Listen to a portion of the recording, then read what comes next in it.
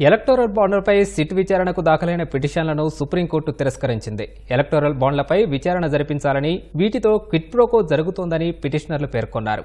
వీటిపై విచారణ జరిపిన సర్వోన్నత న్యాయస్థానం ఆ పిటిషన్లను కొట్టివేసింది. రాజ్యాంగంలోని ఆర్టికల్ 32 ప్రకారం ఈ దశలో జోక్యం చేసుకోవడం సరికాదని సిజేఐ జస్టిస్ డివై చంద్రచూడ్ నేతృత్వంలోని ధర్మాసనం పేర్కొంది.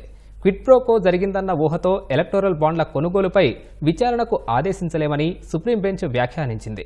న్యాయ సమీక్షకు సంబంధించిన అంశమైనందున ఎన్నికల బాండ్లను సవాల్ చేస్తూ దాఖలైన పిటిషన్లను విచారణకు స్వీకరించినట్లు సర్వోన్నత న్యాయస్థానం తెలిపింది. నేరపూరిత తప్పులతో కూడిన కేసులకు చట్టపరంగా పరిష్కార మార్గాలు అందుబాటులో ఉన్నప్పుడు అవి ఆర్టికల్ 32 కిందకు రావని ధర్మాసనం వ్యాఖ్యానించింది. ఈ నేపథ్యంలో పిటిషన్లు కొట్టివేస్తున్నట్లు సుప్రీం ధర్మాసనం పేర్కొంది. రాజకీయ పార్టీలకు నిధులు సమకూర్చేందుకు తీసుకొచ్చిన ఎన్నికల బాండ్లు జారీ చేయడాన్ని ఈ ఏడాది ఫిబ్రవరిలో సుప్రీంకోర్టు నిలిపివేసింది.